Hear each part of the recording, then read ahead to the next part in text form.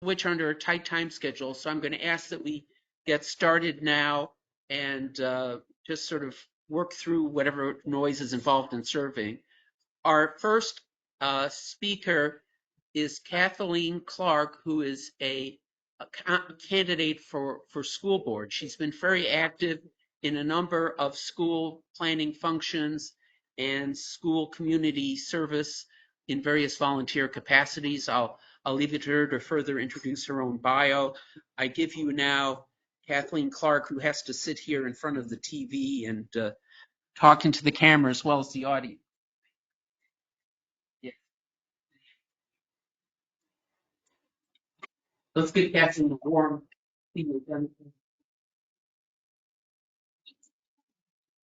Hi, everyone. I'm Kathleen Clark. I'm actually a lifelong Arlington resident. I attended APS schools, and I'm very excited to be running for school board. I have 3 children in the system. My oldest is in 8th grade at Swanson. I have a 6th grader at Swanson, and I have a 2nd grader at Cardinal Elementary, which is the new one in Westover. I am running for school board because we have a great school system, but it doesn't work great for everybody. My 2 boys, my 2nd grader and my 8th grader, are on the autism spectrum, and they learn differently. And our students with disabilities and a lot of our minority students, if you look over year, those numbers and metrics are not in their favor. We show repeat struggles with test scores, and I really want to move the needle on academic achievement for all students. So aside from wanting to move the needle, I'll tell you guys a little bit about my career. I have spent the last 25 years working for Gap Inc., the clothing store.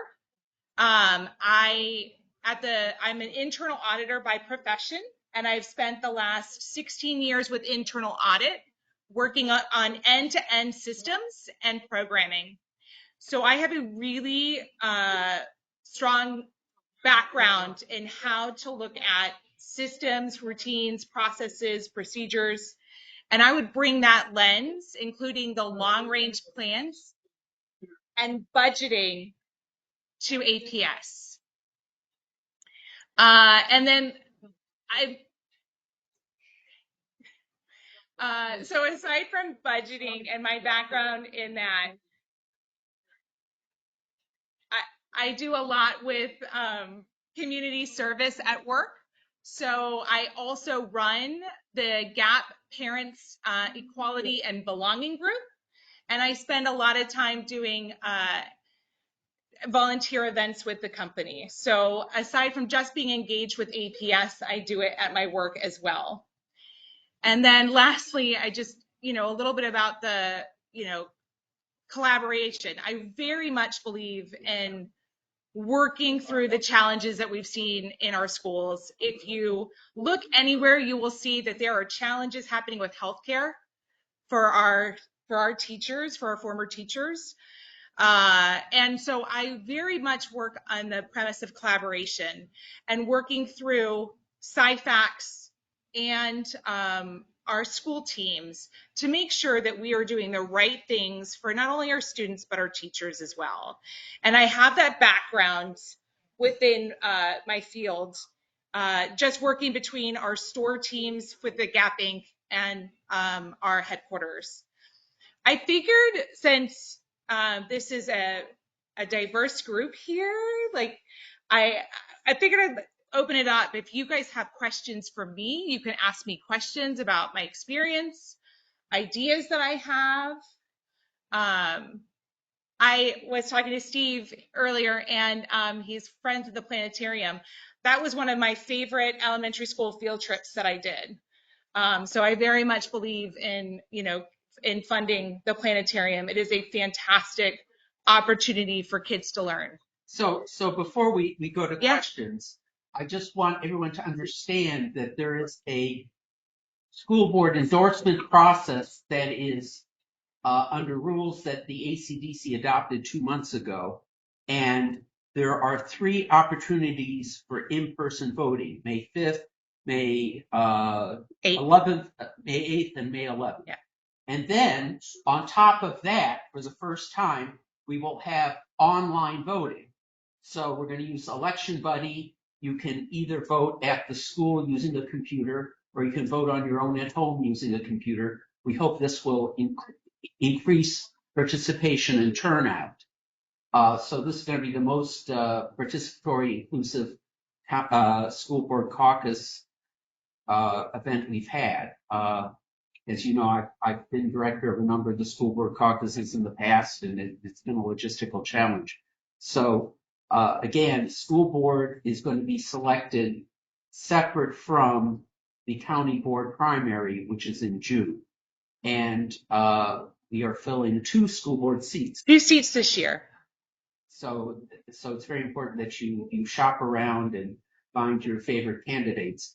The first question I would like to ask you is, the school board budget comes out of the county board Correct. allocation. So could you talk to us as to what you see are the unique abilities and background you have for negotiating with the county board on the overall budget side for the schools? That's the first question, and then we'll go to the audience. Sure. So for the budget, about 80% of APS's budget currently goes to teachers, right? Like that, our payroll is the number one expenditure. So it's not all teachers, it's admin, it's staff, it's the full APS payroll. And I think that in working with the government, one of the pitfalls that APS has had the last few years is that there hasn't been that communication going back and forth. And there's the assumption that the county's just going to pay for it. We have a $25 million, we're looking at maybe a $25 million shortfall in funding APS this year. And what we have, like our expenses. So how do we make up $25 million? Arlington Public Schools. Yeah. So with $25 million shortfall, I've been told by some people, oh, just ask the county will get it for you. It doesn't work that way, right? Like you can't just say, we just need this money, so give it to us. So I think it's critical to lay out all of the areas where we are between that 80, that remaining 20% balance. Where is that money going? And how is it being utilized? And where can we draw efficiencies in the budget to be able to reduce that amount without taking away from great programs? Yes. When you say $5 million shortfall, Yeah. Is that a subset? Is the total budget bigger? The total budget is about $600 million, and we are short about $25 million in funding for that. Is there the tax revenues this year are just not as right? Like so now we got to figure out the difference between that. The payroll costs determined by collective bargaining agreement with the school board authority entered into? Yeah, I believe so, right? But again, if that's only 80%. So what can we do with that 20%? Because I am not going to take away COLAs. And I'm not going to take away those adjustments for like our staff and our teachers work way too hard to have that taken away. I would focus on that 20% to figure out where we can do those reductions. It cannot come from those teachers again.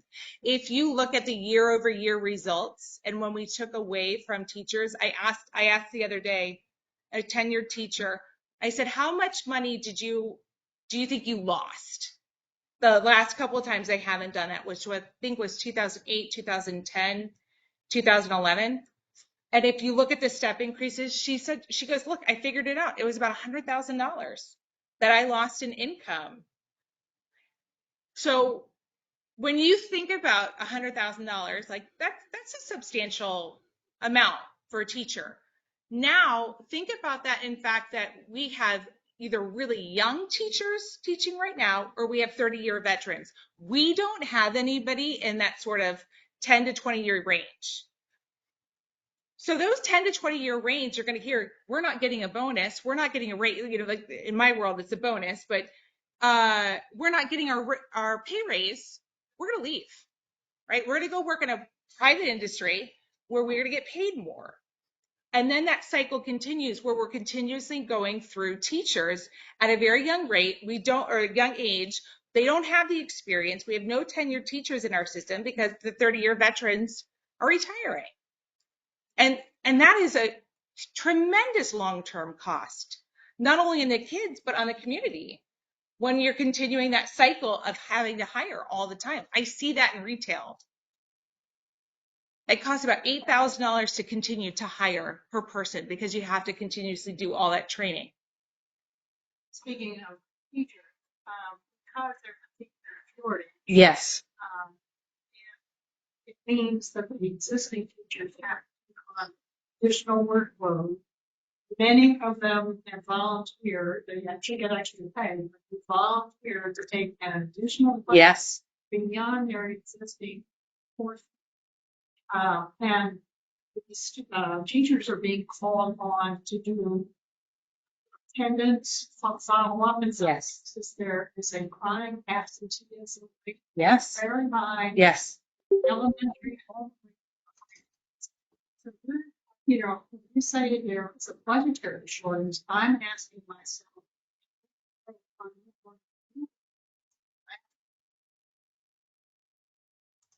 So how do you deal with the budget shortage?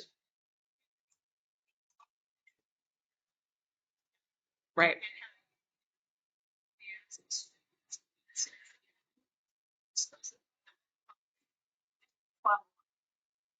So my understanding is that in most of the high schools and middle schools, they have added in a person to help make those phone calls for the teachers. That is short term for this year, but it comes down to me, it comes down to culture, right?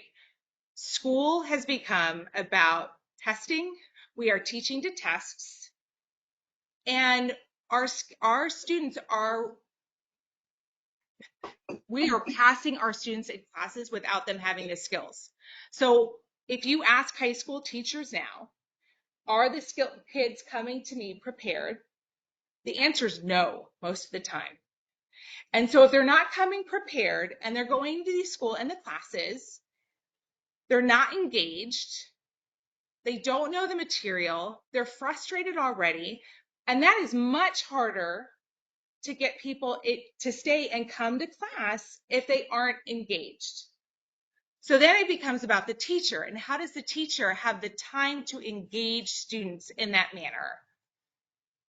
And that is really difficult because they are taxed to the max, right? And this is where the pay for them is so important because it shows respect and it shows that we value their time and their efforts in the building. From a culture standpoint, there is a huge discrepancy between what we are asking our teachers to do, sci-facts down, what parents are asking of teachers. Frankly, there are parents with some unreasonable expectations as to having teachers involved. And we have to set our teachers up for success so that they want to be there and they want to be engaged. And part of that is pay, but part of that is just creating a good environment. It's not rocket science. And then in terms of budget, how do you do all that with budget? I mean, we focus on minimizing those costs. The extra 20%, transportation, which is, a portion of the budget. Instead of running buses all the way around the county, how do we tap into already existing buses for our middle and high schoolers that we can help use? So like the art bus, for example. It was just announced, I think last month, that middle and high schoolers would be able to get passes and they could ride those buses for free. Can we utilize those instead of running transportation around the county and make it more efficient? Can we look at schedules? One of the other things that I've heard from teachers is the block schedules. Students now go A, B, A, B, A, B, and they rotate every other day. On weeks when we have holidays, you may not see your teacher for 5 or 6 days. And by that time, they're having to catch that material back up. And that is really challenging for teachers to have to do. Can we work with this schedule in a different way to make it more efficient? One teacher that I spoke with mentioned that if we went to a modified bell schedule again, which is what we had back in 2018, and frankly, it's what we had when I was at Yorktown, and I loved it because I had enough time to do my classes, my science labs, and then I saw my teachers 4 days a week, so it was perfect, right? I never felt like I had to catch back up. We lose about 12% efficiency in our classroom usage space by running this A-B schedule. We could be more efficient otherwise. So I think there's opportunity with some of these efficiencies. Does that help? It does. Yeah. I really want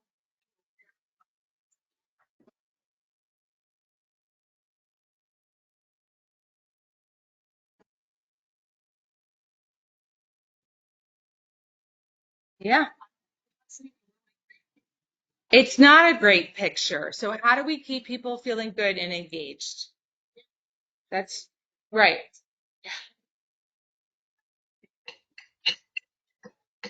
Oh, yeah. And Maryland.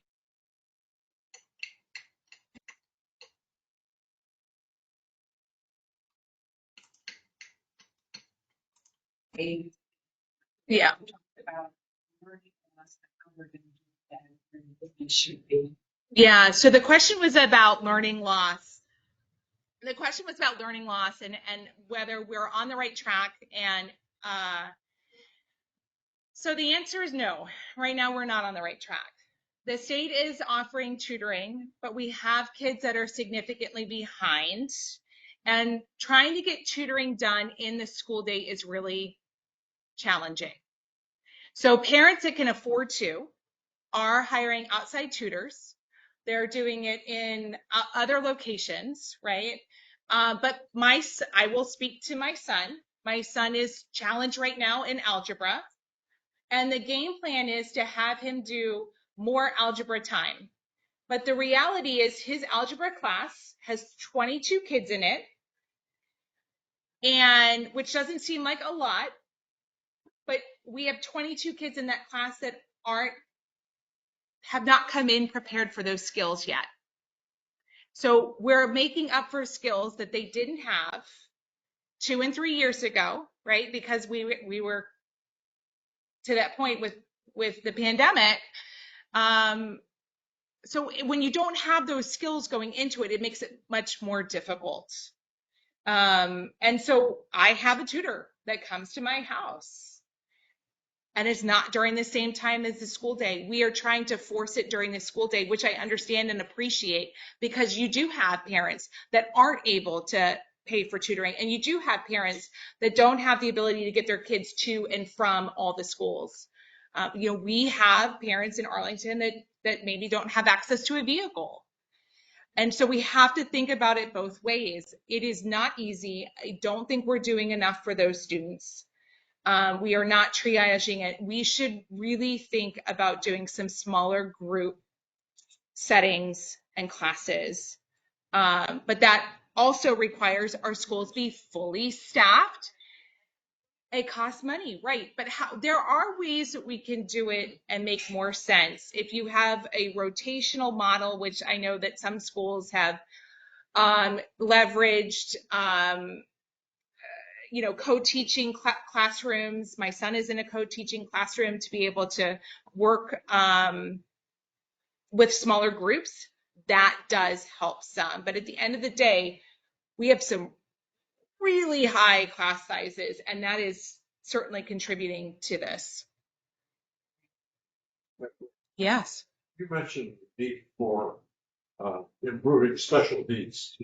Yeah. Kids. Yeah. I'm curious how you would fix that, and I want to make a couple of comments on it. It's not unique to Arlington. It's not. Fairfax County has had serious long-term litigation. Yes. Challenge. I have a son who's a retired teacher in Howard County, and daughter-in-law who's still. Okay. They apparently have solved it because people flock in from all over the country to Howard County because of their special needs. Why is that? What are they doing right and we're not? So I don't know specific to Howard County, but I will speak to Arlington County. We used to be that 20 years ago.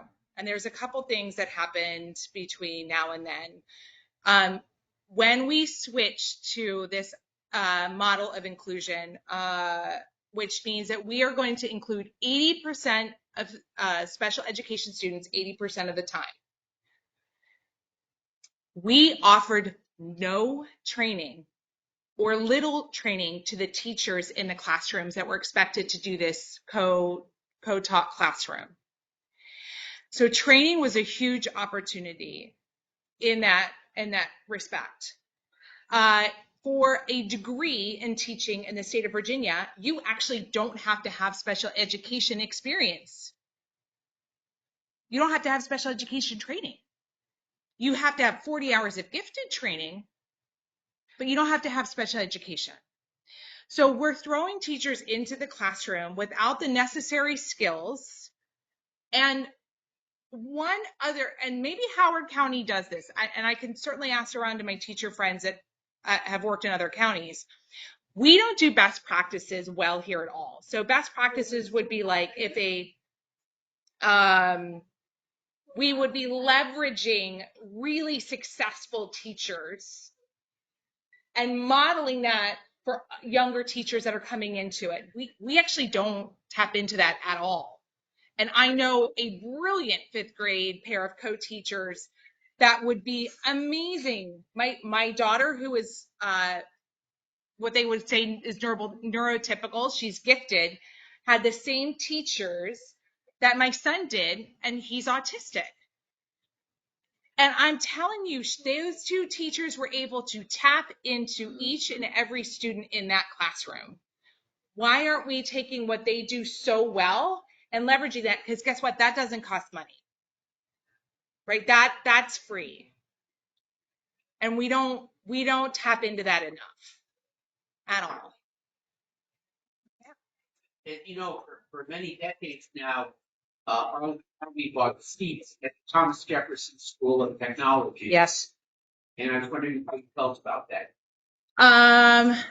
So I understand why we have seats at TJ. We do not always meet the needs of we do not challenge some of our students well enough. And I see it with my daughter who's in 6th grade.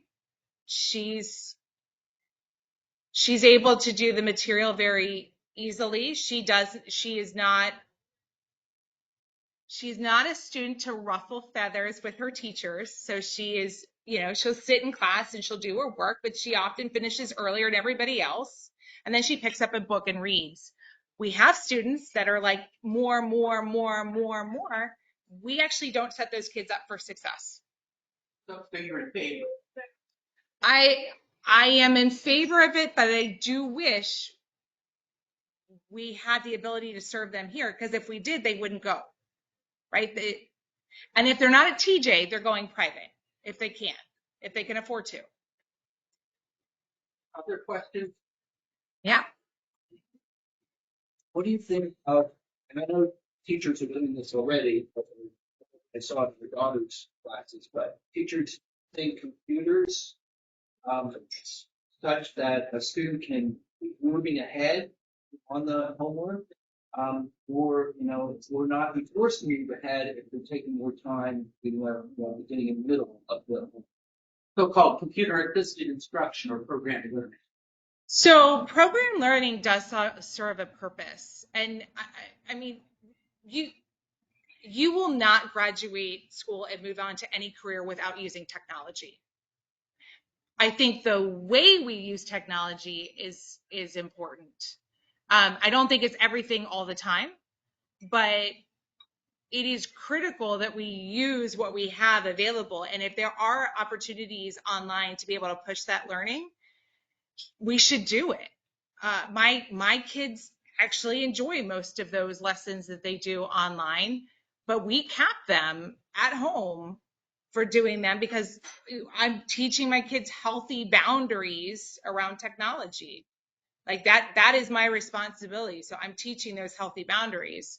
But in terms of leveraging that as a tool, we should be using every tool that we can to engage kids in learning. Yeah. It seems decades we've been learning about the excess issue. Oh, the excess testing. And Yeah. I'm not a parent, I'm not a grandparent, so I'm very not close to the issue. But I certainly have heard about it, and I wonder why it persists. Is it in the hands of the state primarily? Something we can't really engineer ourselves through locally? So it is with the state, right? The BDOE does require a certain amount of testing. I think the problem isn't that we have so many tests. I think it's because we spend our time teaching the tests, which is a very different strategy in education. And that is where I would have pushback, because we are trying to develop lifelong learners and people that are excited about being in school. And I just don't have that connection with teaching straight to the test, because when you teach to the test, the goal is to pass. It isn't necessarily to develop those skills to continue. I did ask that question of the Parent Resource Center a long time ago. We were having discussion about why do we do so much testing? And one of the reasons I was told was because when that No Child Left Behind Act came through, testing was a measure to be able to see if we were actually doing what we're supposed to be doing, right? So then we wound up with all this testing to check in to make sure kids are doing as well as they're supposed to, we expect them to. But it's not the same. And when I graduated from Yorktown, I mean, we had AP exams, but we did not test in the same way we do now. And where I appreciate wanting to know where my kids are, we have hit an extreme. Kathleen, why don't you ask anyone online? Does anyone online have a question? And how do I tell if they do? Well, they'll probably unmute themselves and just ask it. Okay, got it. But I guess no one does.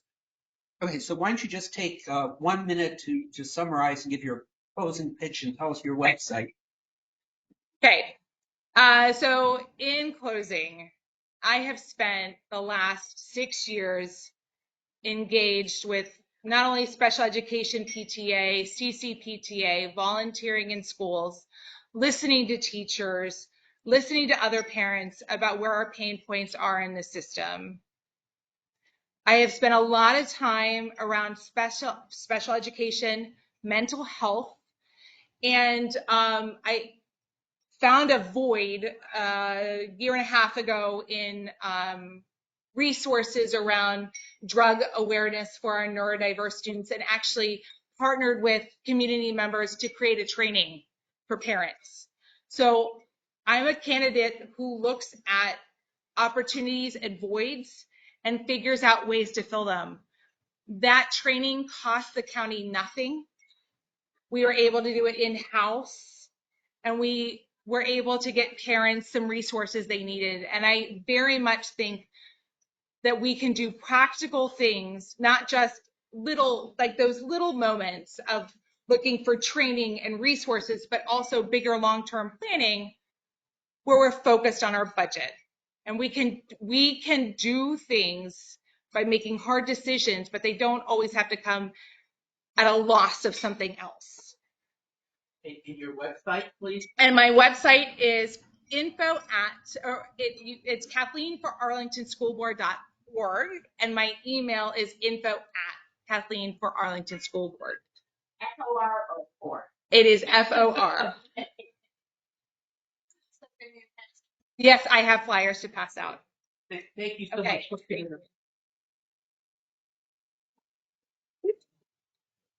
And, I know how hard it is to schedule during people's lunch hours, and I apologize for the noise while we were ordering and so on.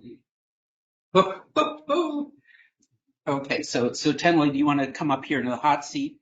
And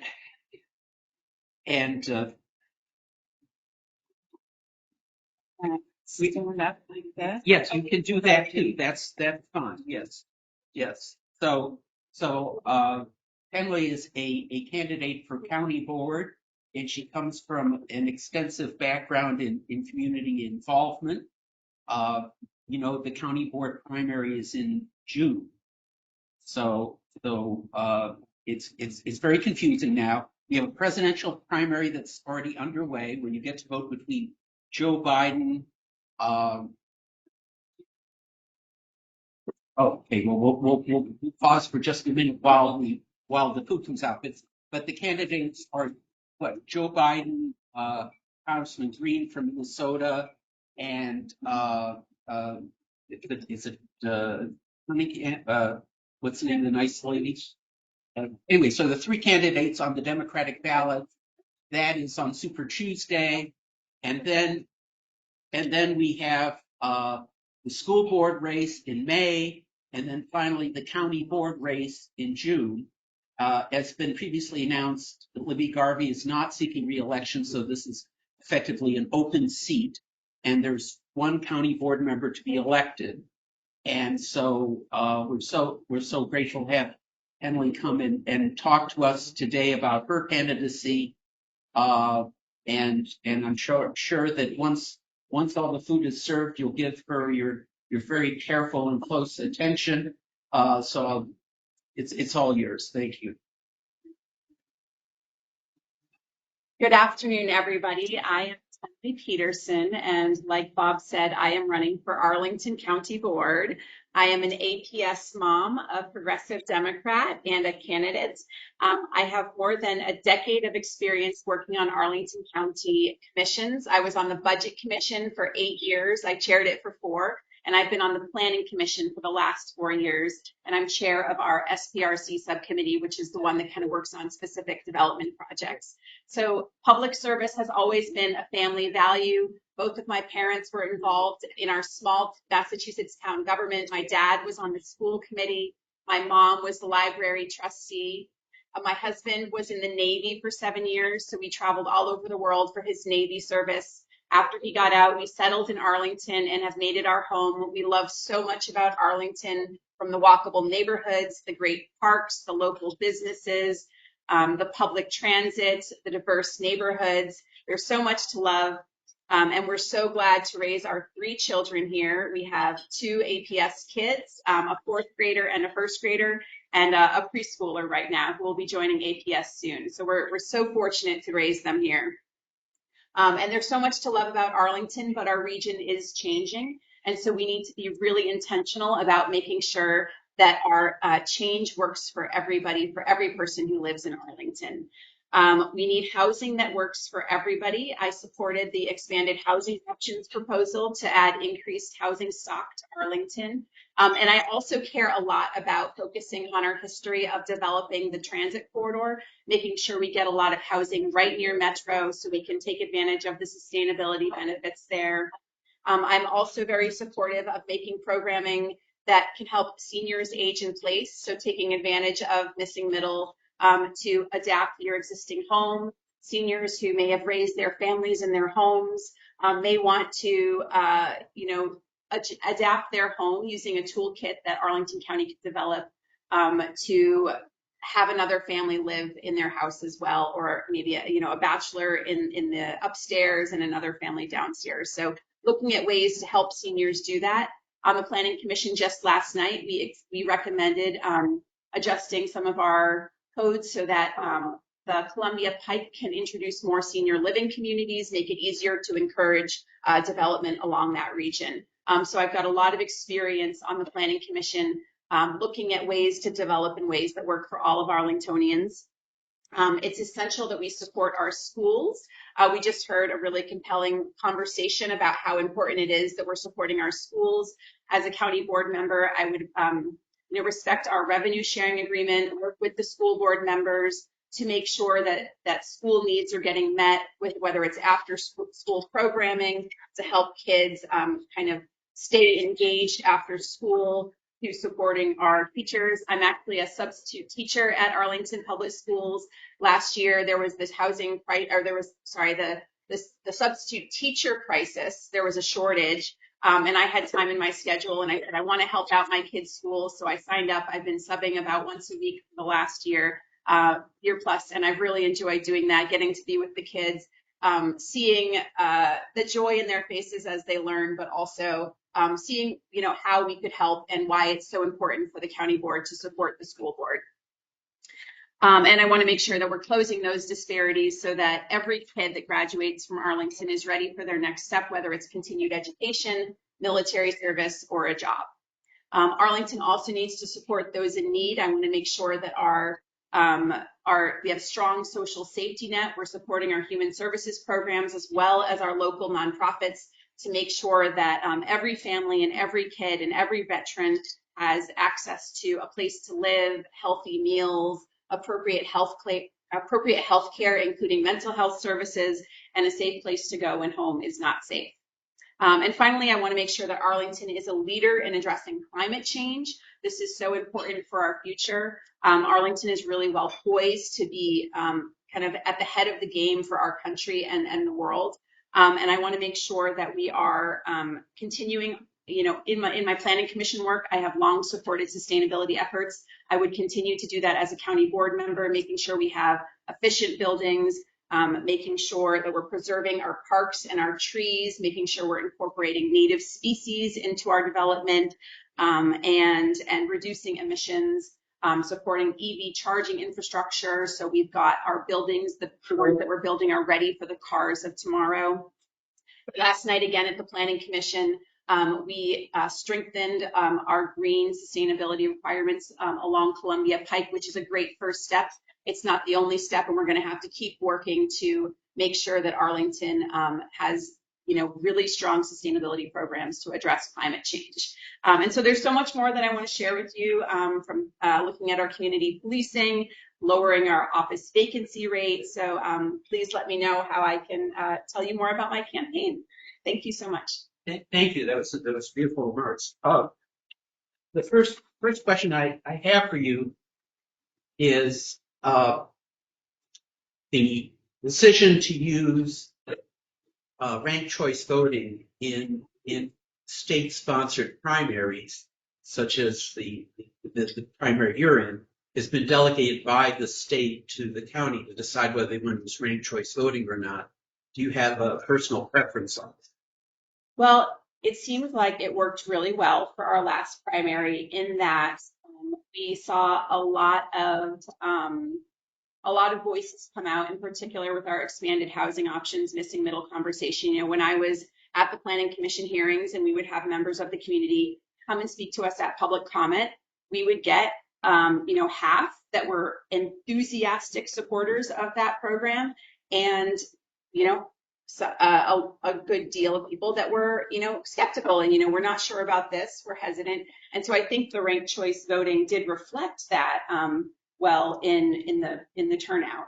I think there was also some confusion about how it worked, and so we need to be really intentional about making sure we're getting the word out about how it works, how it's calculated, so that everybody feels confident about the turnout. Questions from the audience? Yes, Marjorie. I'm wondering if you think that city and Arlington school employees should be able to live in the county, them the median income, people who can live in the county, or are we going to build something besides houses that cost more than $1 million? So I think increasing our housing stock does contribute to a long-term goal in making housing more affordable. And so I'm definitely supportive of that.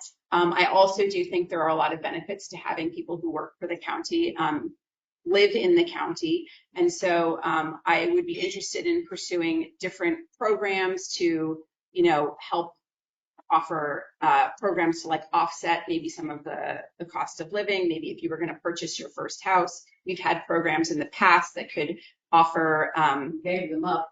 yeah, so looking at like, is it time to bring those back? Talking to staff, like what are your priorities? What would it take to get you to want to live here? And so I know that kind of there's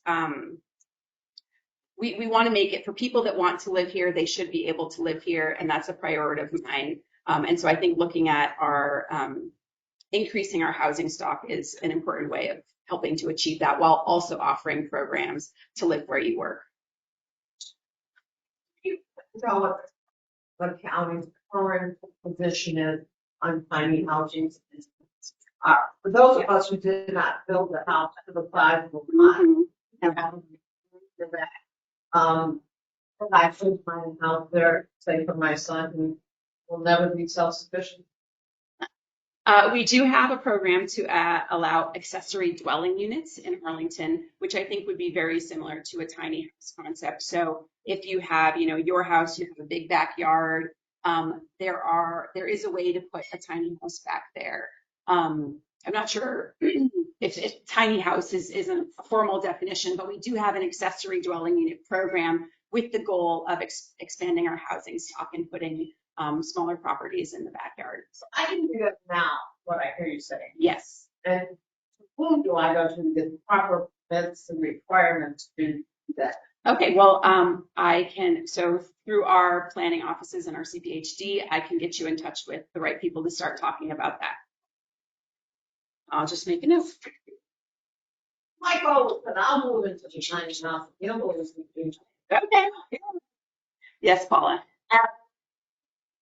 Oh yeah. I like, everything you said that you emphasized. It strikes me that a lot of it is money, and I know many of our neighbors are not keen on the idea of property tax increases. How do you see that playing out? Yeah, well, so I think looking at our office vacancy rates is really important because our commercial sector really does support the tax base. And so making sure we are being creative about making sure those spaces don't continue to be empty. So part of that could be converting some of this empty space that, isn't contributing to our tax revenues to residential. So there are studies being done, which buildings are appropriate and how can we move forward with that? So that's the first option.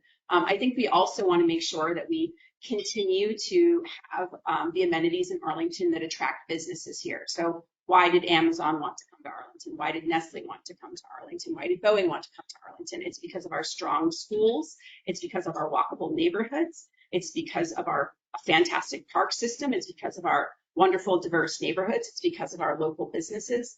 When I was actually in charge of the HQ2 community engagement process for Penn Place, and when we were talking to Amazon and saying, well, we're going to have some ground floor retail, who are you going to put in there? To Arlington, we would really love for there to be local businesses there. We would really like for there to be minority-owned businesses and women-owned businesses. And they said, you know what, that aligns better with our values.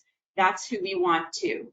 And so, our values are aligned when we have these great businesses coming to Arlington and filling up some of our office space. So I think as long as we're making sure that Arlington is a great place to be, businesses will want to come here. That said, we also need to continue to work on our zoning. So on the Planning Commission, we have been very intentional for the last year and a half to open up some of our zoning so that more businesses could come into these empty office spaces, so we could have a research and development facility that previously wouldn't have been allowed to be in a lot of our empty buildings. Now they can.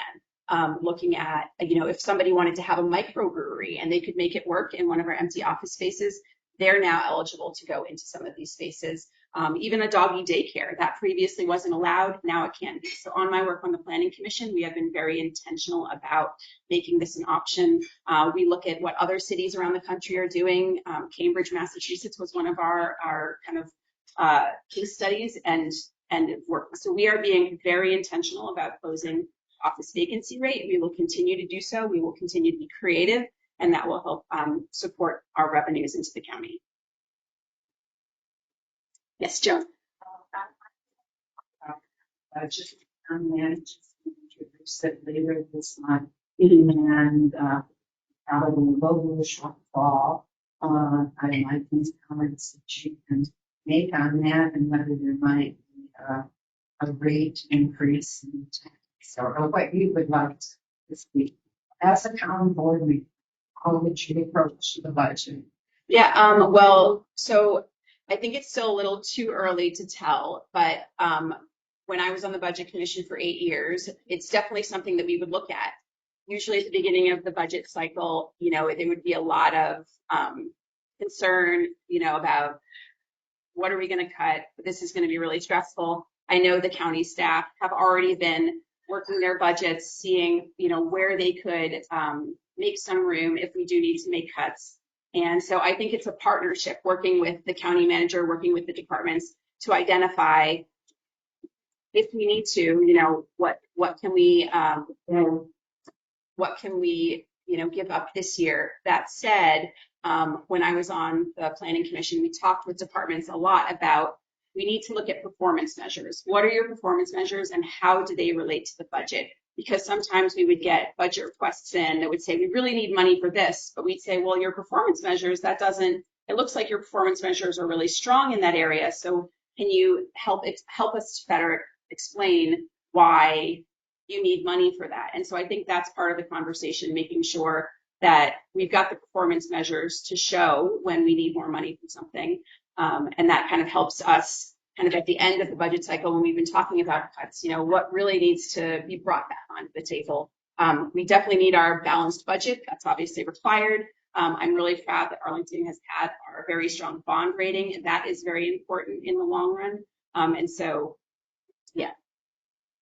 Thank you for the question. Okay.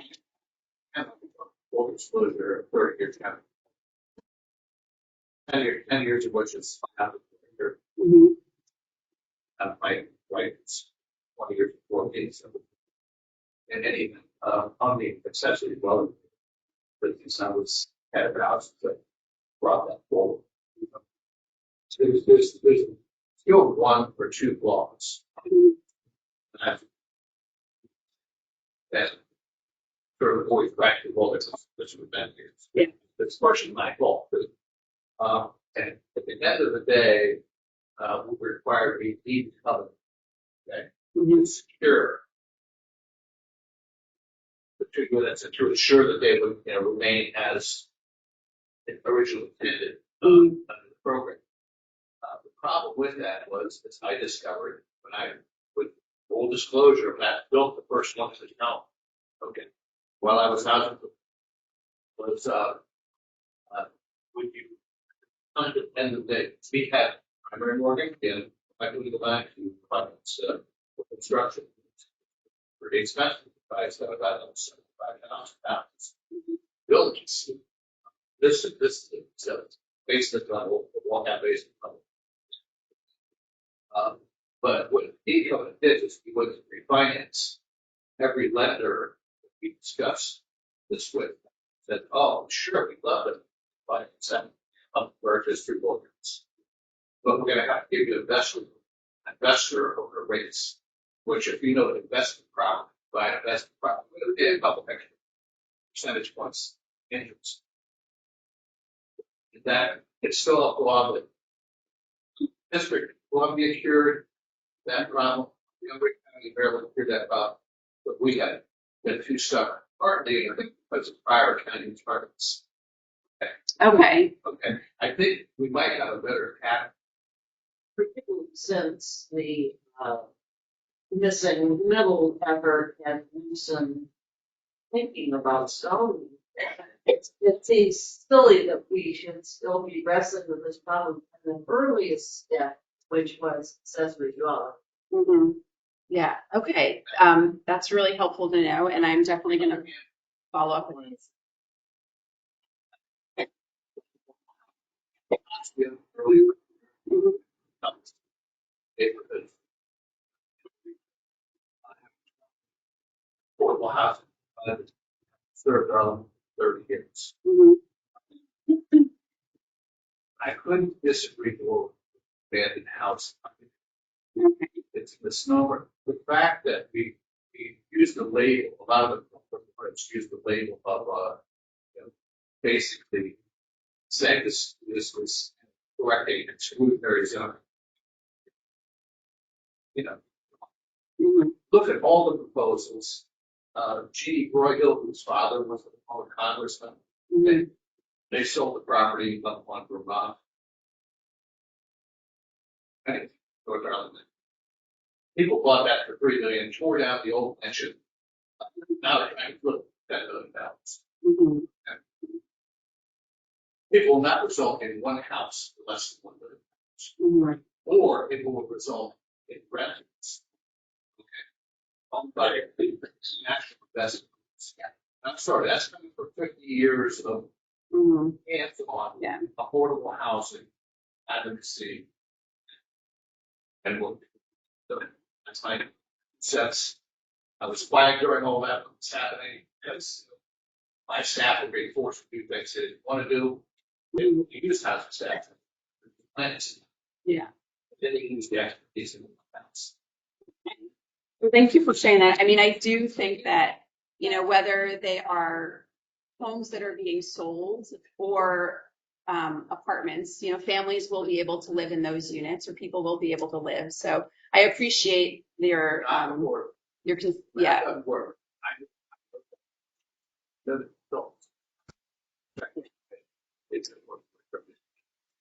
But in this case, it is struggling. Mhm. Okay. Real estate. Okay. Well, another reason that I like this program is because while the properties that are going to be built right now are not within an affordable range, 10, 20, 30 years, when your grandkids want to buy a house, when my kids want to buy a house, that housing stock will be there so that they have additional choices to live in. And so that's one of the other reasons that I was thinking about this program. For today, we have a lot of tools that we need to be using to bring more housing affordability to the region. And so this one today might not get the property that's less than $1 million, but in a generation, we will need those houses to have been built today. And at that point, it'll be for my kids. Yes, Jim. Board is going to be doing the garden. Yeah. Yep, they started a week ago yesterday. There was a big kickoff. They brought a group of people in for a panel, and then community leaders kind of kicked off the discussions on what would be like Arlington to look at.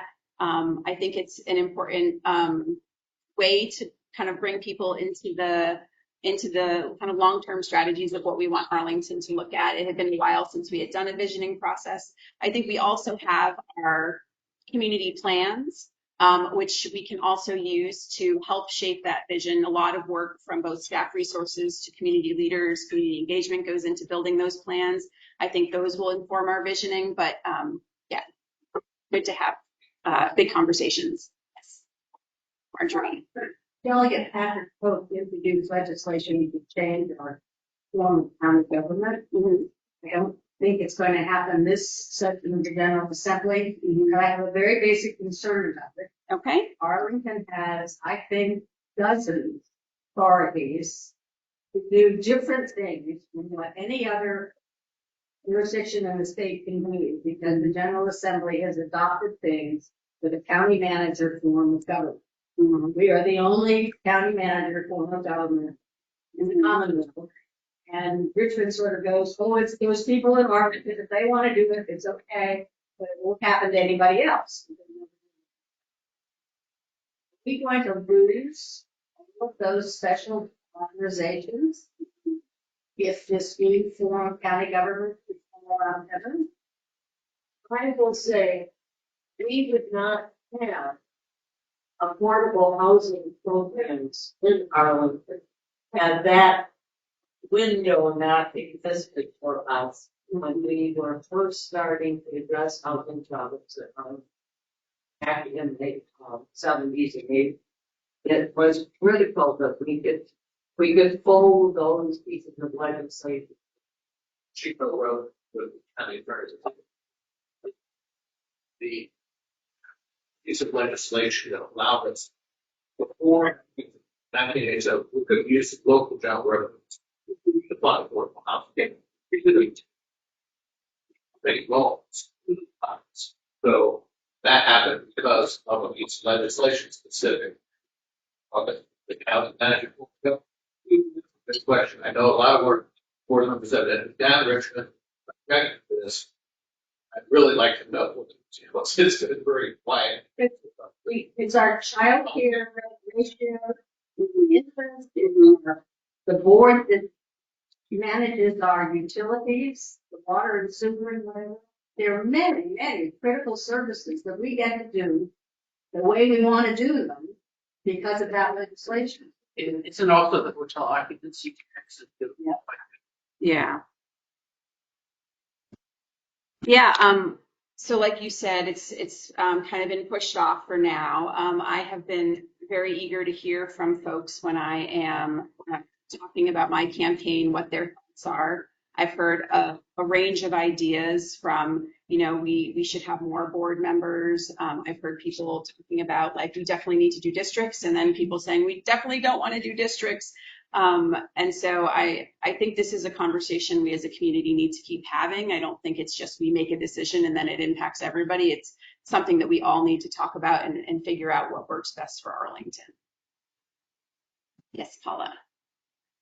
You mentioned converting unused office space, and you also in your introductory remarks talked about housing for homeless veterans, et cetera, and services to them. Can that be something that those buildings could be used for?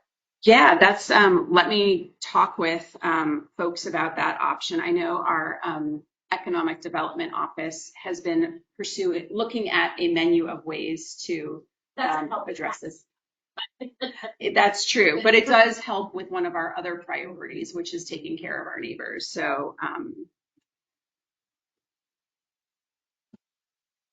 yes, as a planning commissioner, one of the goals that I have been supporting is to get more on-site affordable housing when we are looking at our development projects. So right now, when a developer comes and says, oh, I'd like to build, a 14-story building right next to Metro, they have a choice. Do they want to contribute to a fund that supports affordable housing, or do they want to provide affordable housing on-site? And my planning commission colleagues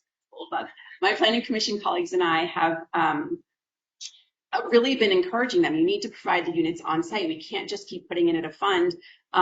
Ultimately, people need a place to live, and a lot of these projects are built in really nice neighborhoods where there's, ability to walk to a grocery store, ability to walk to a park, jump on the metro really quick and go to your job, or jump on a popular bus route and be able to get to work that way. Have your kids able to walk to their friends' houses. And so for us, making sure we're providing those on-site units, which could be used by veterans, has been a priority of mine.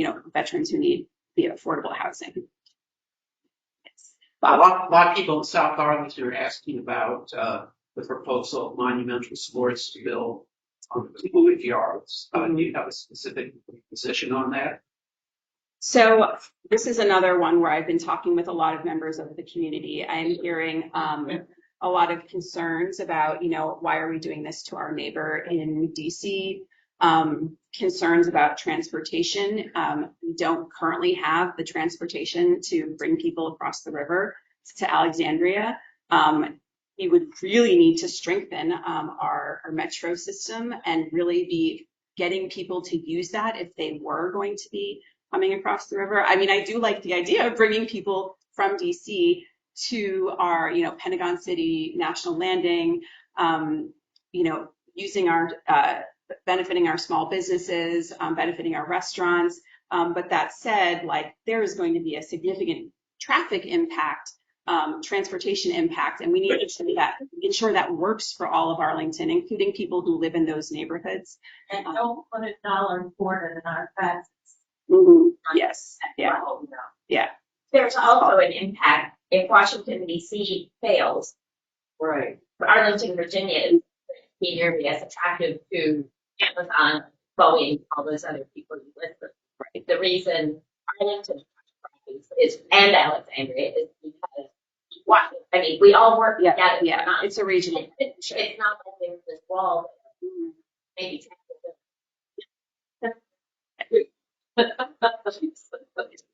So we definitely need, if this is going to happen, it's somewhat, it's not in Arlington, but it's going to impact Arlington. And so we need to make sure that our goals for National Landing neighborhoods continue to be that it is a walkable community, that, we've been working so hard to get Pentagon City and Bristol City to be more accessible, to just like being able to walk, being a nice place to live. And so we can't jeopardize that by just bringing cars driving very quickly to just, get through Arlington.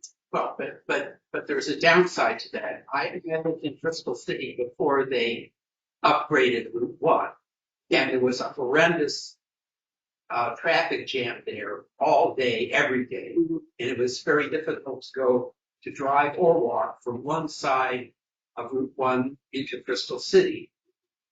I know that when they talked about bringing Amazon in, they talked about turning Route 1 into a surface level boulevard, which would bring back that terrible congestion. It's a lot easier for me. I run through there every day, the underpasses. It's a lot easier for a pedestrian to use underpasses than it is for levelized crossing with a boulevard. And I can foresee that every night there's will be a huge traffic jam on Route 1. Even if you incentivize people using the metro, it'll be really bad, just like there's a traffic jam at the Beltway every time there's a home game for the Redskins or Washington visitors. Anyone else have any further thoughts? Just mention that there was sort of a revamping of the authority that was going to be founded for this arena, and that Arlington would have one representative. It was going to be like 9 people, and then it's been changed to 15, and Arlington would have a representative, whether that would be a county board member or I don't know. Well, I understand that that's just symbolic. And what's going to happen, unfortunately, is that all of the traffic, 90% of the traffic will be on Arlington, and 10% will be in Alexandria. Well, and I think this raises the importance of making sure we're supporting and have a really good infrastructure in Arlington for alternative transit methods. So making sure Metro is very strong, making sure we have our protected bike lanes so that all people feel like they are safe to use, making sure we have, making sure our sidewalks are safe for people to use, that we don't have tree roots, that you're going to trip over, making sure that people using wheelchairs or parents using strollers are able to use the sidewalk safely, and making sure our other options like scooters are able to be used, but not being littered on the sidewalks, which create walkable issues for people that are using the sidewalks. So. Other questions for Tenley? Just young people we prostitute ourselves for this stage. That's This is supported our board. We did fight back years ago. Like this. I was chairman of the Football team. yes, well, I was chairman of the Arlingtonians for baseball.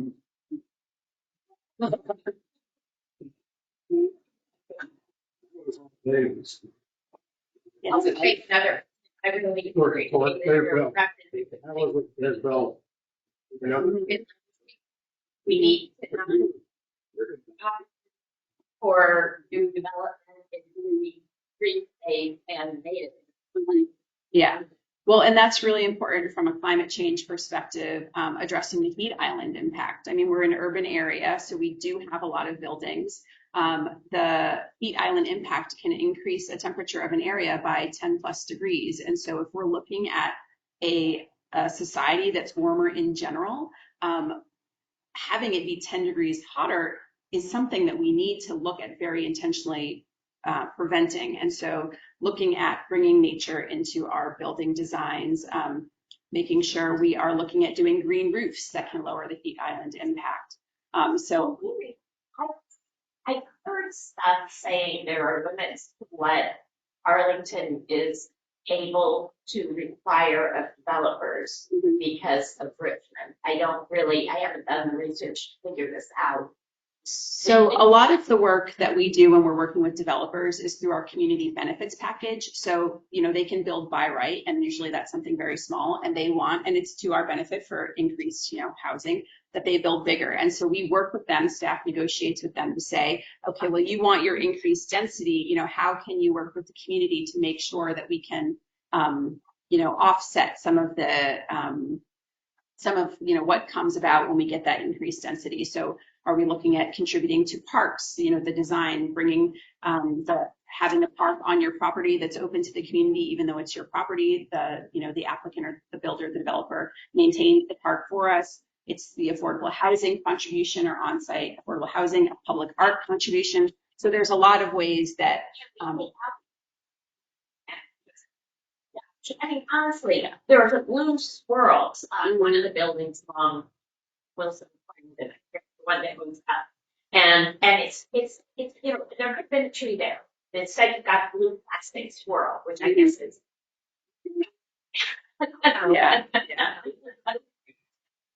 Yeah. Well, so I think it's nice that staff have the flexibility to be able to negotiate with the developers on what we need at any given time. And so that's a nice benefit, and that can help us get our green roofs. I mentioned just last night, we were on the Planning Commission, we were approving recommendations to strengthen our green building programs along Columbia Pike.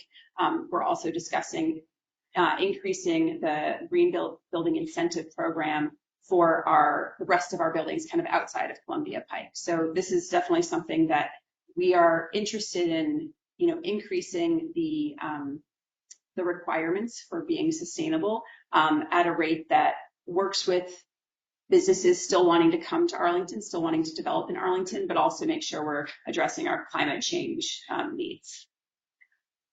Columbia would require the developer to get specifically affordable housing, which I was spent almost a year in negotiations with the developers after several lawsuits. Was finally another piece of legislation since Arlington that we did get passed back in 08 or 06 that was heavy and signed off by the government to state code. So that is what that is. And we're going to go back.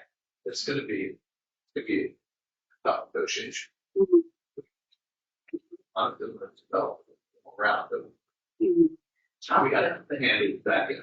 Yeah, well, I think one of my roles as a planning commissioner has been to work through the community engagement process. And that's when we are looking at a particular building project, we bring the developers to the table as well as our citizen leaders, whether they are representatives of a commission or a representative of a neighborhood civic association. And so all of us kind of come to the table. We talk about what is the project, what are the priorities, what does the community need? Staff, provide the technical assistance, And, over a 3 to 6 months time period, we're able to kind of, as a community, come together and identify what's going to work best for Arlingtonians. And so that's been a priority of mine, to kind of bring all voices to the table that are stakeholders, and making sure Arlington continues to be a wonderful place to live.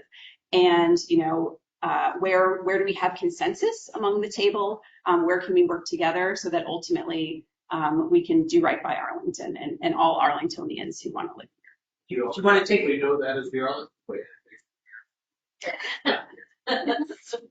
Speaking of the other way, do you want to ask the people? Do I have any questions from my online audience? Feel free to come off of mute and let me know.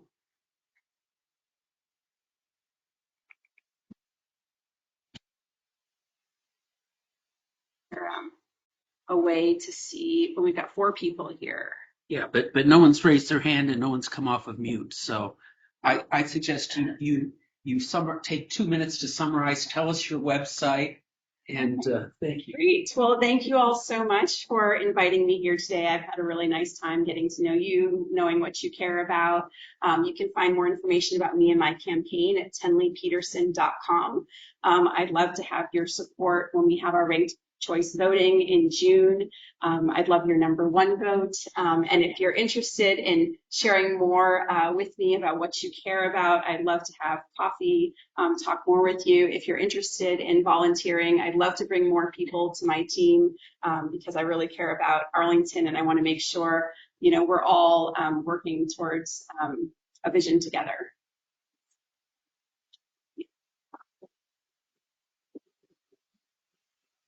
Website. TenleyPeterson.com. All right. Well, remember, on March 12th, we're going to meet with the County Board Chair, Libby Garvey.